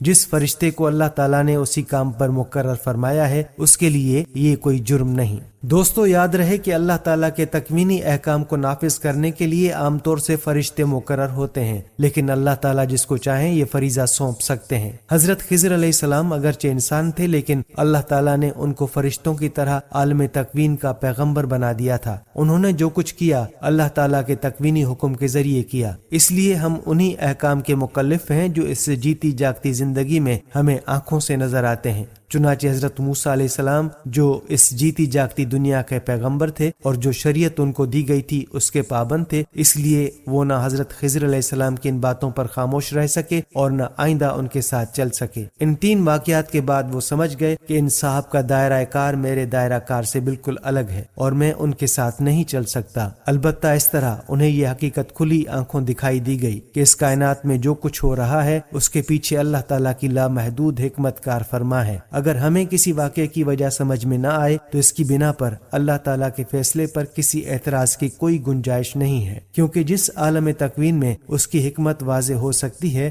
وہ ہماری نگاہوں سے پوشیدہ ہے۔ پیارے دوستو، روزمرہ کی زندگی میں ہمیں بہت سے منظر ایسے نظر آتے ہیں جن پر ہمارا دل دکھتا ہے۔ بہت سے انسانوں کی مظلومیت کو دیکھ کر بعض اوقات دل میں شکوک و شبہات پیدا ہونے لگتے ہیں۔ حضرت خضر علیہ السلام کے ذریعے عالم تکوین کی ایک جھلک دکھا کر ایک مومن کے لیے ایسے شکوک و شبہات کا خاتمہ کر دیا گیا ہے۔ البتہ یہ یاد رکھنا چاہیے کہ یہ عالم تکوین اور اس کے کارندے ہماری آنکھوں سے پوشیدہ ہیں۔ حضرت خضر علیہ السلام بھی اس طرح پوشیدہ تھے، لیکن حضرت موسیٰ علیہ السلام کو عالم تکوین کی ایک جھلک دکھانے کے لیے وحی کے ذریعے ان کا پتہ بتا دیا گیا۔ اب جب کہ وحی کا دروازہ بند ہو چکا ہے، کسی کے لیے ممکن نہیں ہے کہ وہ یقینی طور پر تکوین کے کسی کارندے تک رسائی حاصل کر سکے۔ پیارے دوستو، سورہ کہف کی آیت 83 میں ارشاد باری تعالیٰ ہے، اور یہ لوگ تم سے ذوالقرنین کے بارے میں پوچھتے ہیں، کہہ دو کہ ان کا کچھ حال تمہیں پڑھ کر سناتا ہوں۔ دوستو، ویڈیو کے آغاز میں یہ بات گزر چکی ہے کہ مشرکین نے حضور سرور دو عالم صلی اللہ علیہ وآلہ وسلم سے 3 سوالات کیے تھے۔ ان میں سے ایک سوال یہ تھا کہ اس شخص کا حال بتائیں جس نے مشرق سے مغرب تک پوری دنیا کا سفر کیا تھا۔ یہاں سے اس سوال کا جواب دیا جا رہا ہے۔ قرآن کریم نے بتایا ہے کہ اس شخص کا نام ذوالقرنین تھا۔ ذوالقرنین کے لفظی معنی ہے 2 سینگوں والا۔ یہ کسی نامعلوم وجہ سے ایک بادشاہ کا لقب تھا۔ قرآن کریم نے اس بادشاہ کی تفصیلات نہیں بتائیں کہ وہ کون تھا اور کس زمانے میں تھا۔ البتہ ہمارے زمانے کے بیشتر محققین کا رجحان یہ ہے کہ وہ ایران کا بادشاہ سائرس تھا، جس نے بنی اسرائیل کو بابل کی جلا وطنی سے نجات دلا کر انہیں دوبارہ فلسطین میں آباد کیا تھا۔ قرآن کریم نے اتنا بتایا ہے کہ انہوں نے 3 لمبے سفر کیے تھے۔ پہلا دنیا کی انتہائی مغربی آبادی تک، دوسرا انتہائی مشرقی آبادی تک، اور تیسرا انتہائی شمالی علاقے تک، جہاں انہوں نے یاجوج ماجوج کے وحشیانہ حملوں سے لوگوں کو بچانے کے لیے ایک دیوار تعمیر کی تھی۔ پیارے دوستو، اگلی آیات میں ارشاد باری تعالیٰ ہے، واقعہ یہ ہے کہ ہم نے ان کو زمین میں اقتدار بخشا تھا اور انہیں ہر کام کے وسائل عطا کیے تھے، جس کے نتیجے میں وہ ایک راستے کے پیچھے چل پڑے، یہاں تک کہ جب وہ سورج کے ڈوبنے کی جگہ پہنچے تو انہیں دکھائی دیا کہ وہ ایک دلدل جیسے سیاہ چشمے میں ڈوب رہا ہے، اور وہاں انہیں ایک قوم ملی۔ ہم نے ان سے کہا، اے ذوالقرنین، تمہارے پاس 2 راستے ہیں، یا تو ان لوگوں کو سزا دو یا پھر ان کے معاملے میں اچھا رویہ اختیار کرو۔ دوستو، مفسرین فرماتے ہیں کہ یہ ان کے پہلے سفر کا ذکر ہے، اور مطلب یہ ہے کہ اس وقت مغرب میں دنیا کی جو آخری آبادی تھی، ذوالقرنین وہاں تک پہنچے۔ وہ ایسی جگہ تھی کہ اس کے بعد کوئی آبادی نہیں تھی، اور حد نظر تک سمندر پھیلا ہوا تھا، اور سمندر کی شکل بھی ایک سیاہ رنگ کی دلدل جیسی تھی، اور شام کے وقت جب سورج غروب ہوتا تو دیکھنے والے کو ایسا لگتا تھا جیسے وہ ایک دلدل نما چشمے میں ڈوب رہا ہے۔ اس علاقے میں کافر لوگ آباد تھے، اور حضرت ذوالقرنین نے اسے فتح کر لیا تھا۔ اللہ تعالیٰ نے ان سے فرمایا کہ اگر تم چاہو تو دوسرے فاتحوں کی طرح تم بھی ان لوگوں کو قتل عام کر کے تکلیف میں مبتلا کر سکتے ہو، اور اگر چاہو تو ان کے ساتھ اچھا رویہ اختیار کر سکتے ہو۔ دوسری صورت کو اچھا رویہ قرار دے کر اللہ تعالیٰ نے اشارہ فرما دیا کہ یہ صورت بہتر ہے۔ پیارے دوستو، یاد رہے کہ ذوالقرنین کے بارے میں یہ بات یقینی نہیں ہے کہ وہ پیغمبر تھے یا نہیں۔ اگر وہ پیغمبر تھے تو اللہ تعالیٰ نے یہ بات ان سے براہ راست وحی کے ذریعے فرمائی ہوگی، اور وہ پیغمبر نہیں تھے تو ان کو اس زمانے کے کسی پیغمبر کے ذریعے بات یہ پہنچائی گئی ہوگی، اور یہ بھی ممکن ہے کہ وحی کے بجائے الہام کے ذریعے ان کے دل میں یہ بات ڈالی ہوگی، اور اللہ ہی اس کا بہتر علم رکھتا ہے۔ اگلی آیات میں ارشاد ہے، انہوں نے یعنی ذوالقرنین نے کہا، ان میں سے جو کوئی ظلم کا راستہ اختیار کرے گا اسے تو ہم سزا دیں گے، پھر اسے اپنے رب کے پاس پہنچا دیا جائے گا اور وہ اسے سخت عذاب دے گا۔ البتہ جو کوئی ایمان لائے گا اور نیک عمل کرے گا تو وہ بدلے کے طور پر اچھے انجام کا مستحق ہوگا، اور ہم بھی اس کو اپنا حکم دیتے وقت آسانی کی بات کہیں گے۔ پیارے دوستو، مفسرین کے مطابق ذوالقرنین کے جواب کا حاصل یہ ہے کہ میں انہیں راہ راست پر آنے کی دعوت دوں گا۔ جو لوگ اس دعوت کو قبول نہ کر کے ظلم کا ارتکاب کریں گے انہیں تو میں سزا دوں گا، اور جو لوگ دعوت قبول کر کے ایمان اور عمل صالح اختیار کر لیں گے ان کے ساتھ میں آسانی کا معاملہ کروں گا۔ اگلی آیات میں ارشاد ہے، اس کے بعد وہ ایک اور راستے کے پیچھے چل پڑے، یہاں تک کہ جب وہ سورج کے طلوع ہونے کی جگہ پہنچے تو انہوں نے دیکھا کہ وہ ایک ایسی قوم پر طلوع ہو رہا ہے جسے ہم نے اس کی دھوپ سے بچنے کے لیے کوئی اوٹ مہیا نہیں کی تھی۔ مفسرین فرماتے ہیں کہ یہ ذوالقرنین کے دوسرے سفر کا ذکر ہے۔ اس سفر میں وہ دنیا کے انتہائی مشرقی آبادی تک جا پہنچے تھے۔ یہاں کچھ غیر متمدن لوگ رہتے تھے، ان میں مکان بنانے اور چھتیں ڈالنے کا دستور نہیں تھا، سب کھلے میدان میں رہتے تھے، اس لیے دھوپ سے بچاؤ کے لیے کوئی اوٹ نہیں تھی، بلکہ سورج کی کرنیں ان پر براہ راست پڑتی تھیں۔ اس کے بعد وہ ایک اور راستے کے پیچھے چل پڑے، یہاں تک کہ جب وہ دو پہاڑوں کے درمیان پہنچے تو انہیں ان پہاڑوں سے پہلے کچھ لوگ ملے جن کے بارے میں ایسا لگتا تھا کہ وہ کوئی بات نہیں سمجھتے۔ مفسرین کے نزدیک یہ ذوالقرنین کا تیسرا سفر ہے۔ قرآن کریم نے اس سفر کی سمت متعین نہیں فرمائی، لیکن بیشتر مفسرین کا خیال یہ ہے کہ یہ سفر شمال میں دنیا کی انتہائی آبادی کی طرف ہوا تھا۔ یہاں کے لوگوں کی زبان بالکل مختلف تھی، اور شاید حلیہ بھی ایسا ہو کہ ان میں سمجھ کے آثار نظر نہ آتے ہوں، اور آگے ان سے جو گفتگو ہوئی ہے وہ یا تو کسی ترجمان کے ذریعے ہوئی ہوگی یا اشاروں سے۔ پیارے دوستو، اگلی آیات میں ارشاد باری تعالیٰ ہے، انہوں نے کہا، اے ذوالقرنین، یاجوج اور ماجوج اس زمانے میں فساد پھیلانے والے لوگ ہیں، تو کیا ہم آپ کو کچھ مال کی پیشکش کر سکتے ہیں جس کے بدلے آپ ہمارے اور ان کے درمیان کوئی دیوار بنا دیں؟ دوستو، اس آیت کی تفسیر میں مفسرین فرماتے ہیں کہ یاجوج ماجوج دو وحشی قبیلے تھے جو ان پہاڑوں کے پیچھے رہتے تھے، اور تھوڑے تھوڑے وقفوں سے وہ پہاڑوں کے درمیان سے اس علاقے میں آ کر قتل و غارت گری کا بازار گرم کر دیتے تھے۔ علاقے کے لوگ ان سے بہت پریشان تھے، اس لیے انہوں نے ذوالقرنین کو دیکھا کہ وہ بڑے وسائل کے مالک ہیں تو ان سے درخواست کی کہ پہاڑوں کے درمیان جو درہ ہے اسے ایک دیوار بنا کر بند کر دیں تاکہ یاجوج ماجوج کا راستہ بند ہو جائے اور وہ یہاں آ کر فساد نہ پھیلائیں۔ اس کام کے لیے انہوں نے کچھ مال کی بھی پیشکش کی، لیکن حضرت ذوالقرنین نے کوئی معاوضہ لینے سے انکار کر دیا، البتہ یہ کہا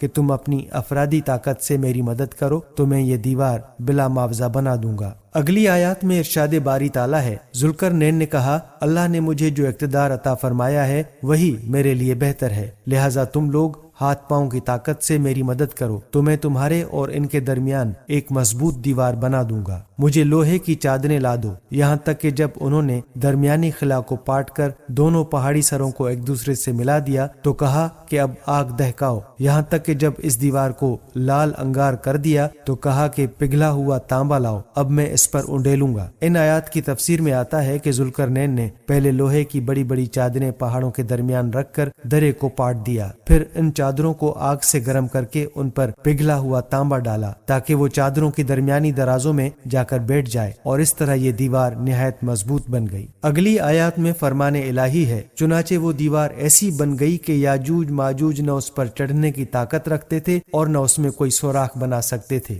ذوالقرنین نے کہا، یہ میرے رب کی رحمت ہے کہ اس نے ایسی دیوار بنانے کی توفیق دی۔ پھر میرے رب نے جس وقت کا وعدہ کیا ہے جب وہ وقت آئے گا تو وہ اس دیوار کو ڈھا کر زمین کے برابر کر دے گا، اور میرے رب کا وعدہ بالکل سچا ہے۔ پیارے دوستو، ان آیات کی تفسیر میں مفسرین فرماتے ہیں کہ ذوالقرنین نے اتنا بڑا کارنامہ انجام دینے کے بعد دو حقیقتوں کو واضح کیا۔ ایک یہ کہ یہ سارا کارنامہ میری قوت بازو کا کرشمہ نہیں ہے، بلکہ اللہ تعالیٰ کی رحمت سے مجھے اس کی توفیق ہوئی ہے، اور دوسرے یہ کہ اگرچہ اس وقت یہ دیوار بہت مستحکم بن گئی ہے لیکن اللہ تعالیٰ کے لیے اسے توڑنا کچھ مشکل نہیں ہے۔ جب تک اللہ تعالیٰ کو منظور ہوگا یہ قائم رہے گی، اور جب وہ وقت آ جائے گا جس میں اللہ تعالیٰ نے اس کا ٹوٹنا مقرر کر رکھا ہے تو یہ ٹوٹ کر زمین کے برابر ہو جائے گی۔ اس طرح قرآن کریم سے یہ بات یقینی طور پر معلوم نہیں ہوتی کہ یہ دیوار قیامت تک قائم رہے گی، بلکہ اس کا قیامت سے پہلے ٹوٹنا بھی ممکن ہے۔ چنانچہ بعض محققین نے یہ خیال ظاہر کیا ہے کہ یہ دیوار روس کے علاقے داغستان میں دربند کے مقام پر بنائی گئی تھی اور اب وہ ٹوٹ چکی ہے۔ یاجوج ماجوج کے مختلف ریلے تاریخ کے مختلف زمانوں میں متمدن آبادیوں پر حملہ آور ہوتے رہے ہیں، اور پھر وہ ان متمدن علاقوں میں پہنچ کر خود بھی متمدن ہوتے رہے ہیں۔ البتہ ان کا آخری ریلا قیامت کے کچھ پہلے نکلے گا۔ اور آگے ذوالقرنین نے جو فرمایا کہ میرے رب کا وعدہ بالکل سچا ہے، اس سے مراد قیامت کا وعدہ ہے۔ مطلب یہ ہے کہ یہ تو ابھی معلوم نہیں ہے کہ اس دیوار کے ٹوٹنے کے لیے اللہ تعالیٰ نے کون سا وقت مقرر فرمایا ہے، لیکن ایک وعدہ واضح طور پر معلوم ہے کہ ایک وقت قیامت آنے والی ہے، اور جب وہ آئے گی تو ہر مضبوط سے مضبوط چیز بھی ٹوٹ پھوٹ کر فنا ہو جائے گی۔ ذوالقرنین نے اس پر قیامت کا جو حوالہ دیا اس کی مناسبت سے اللہ تعالیٰ نے آگے قیامت کے کچھ حالات بیان فرمائے ہیں، جیسا کہ اگلی آیت میں ارشاد ہے، اور اس دن ہم ان کی یہ حالت کر دیں گے کہ وہ موجوں کی طرح ایک دوسرے سے ٹکرا رہے ہوں گے، اور سور پھونکا جائے گا تو ہم سب کو ایک ساتھ جمع کر لیں گے۔ مفسرین فرماتے ہیں کہ اس سے مراد یاجوج ماجوج کا وہ ریلا بھی ہو سکتا ہے جو قیامت کے قریب نکلے گا، اور مطلب یہ ہے کہ جب وہ قیامت کے قریب نکلیں گے تو ایک غیر منظم بھیڑ کی شکل میں نکلیں گے اور موجوں کی طرح ایک دوسرے سے ٹکرا رہے ہوں گے، اور یہ بھی ممکن ہے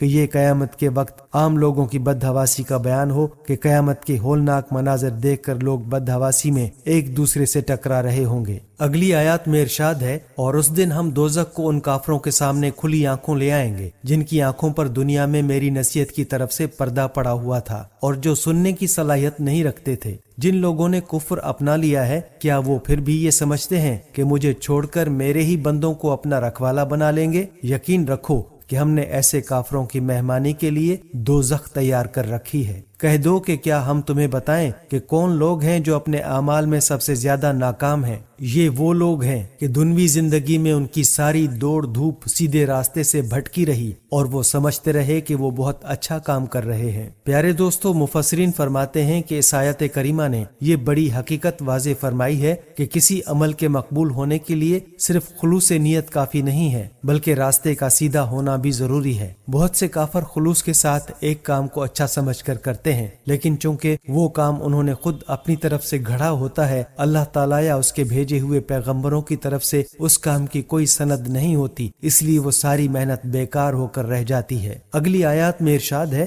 یہ وہی لوگ ہیں جنہوں نے اپنے مالک کی آیتوں کا اور اس کے سامنے پیش ہونے کا انکار کیا، اس لیے ان کا سارا کیا دھرا غارت ہو گیا۔ چنانچہ قیامت کے دن ہم ان کا کوئی وزن شمار نہیں کریں گے۔ یہ ہے جہنم کی شکل میں ان کی سزا، کیونکہ انہوں نے کفر کی روش اختیار کی تھی اور میری آیتوں اور میرے پیغمبروں کا مذاق بنایا تھا۔ دوسری طرف جو لوگ ایمان لائے ہیں اور جنہوں نے نیک عمل کیے ہیں، ان کی مہمانی کے لیے بے شک فردوس کے باغ ہوں گے جن میں وہ ہمیشہ رہیں گے اور وہاں سے کہیں اور جانا نہیں چاہیں گے۔ اے پیغمبر، لوگوں سے کہہ دو کہ اگر میرے رب کی باتیں لکھنے کے لیے سمندر روشنائی بن جائے تو میرے رب کی باتیں ختم نہیں ہوں گی، کہ اس سے پہلے سمندر خشک ہو چکا ہوگا، چاہے اس سمندر کی کمی پوری کرنے کے لیے ہم ویسا ہی ایک اور سمندر کیوں نہ لے آئیں۔ پیارے دوستو، یہاں مفسرین فرماتے ہیں کہ اللہ تعالیٰ کی باتوں سے مراد اللہ تعالیٰ کی صفات اور کمالات کا تذکرہ ہے، یعنی اللہ تعالیٰ کی قدرت، اس کی حکمت اور اس کے کمالات اتنے زیادہ ہیں کہ اگر ان کو قلم بند کیا جائے تو بڑے بڑے سمندروں کی روشنائی بنا کر لکھا جائے تو سمندر کے سمندر خشک ہو جائیں گے اور اللہ تعالیٰ کی صفات اور کمالات کا بیان ختم نہیں ہوگا۔ اور دوستو آخری آیات میں فرمایا کہہ دو کہ میں تمہیں جیسا ایک انسان ہوں، البتہ مجھ پر یہ وحی آتی ہے کہ تم سب کا خدا بس ایک اللہ ہے، لہٰذا جس کسی کو اپنے مالک سے جا ملنے کی امید ہو اسے چاہیے کہ وہ نیک عمل کرے اور اپنے مالک کی عبادت میں کسی اور کو شریک نہ ٹھہرائے۔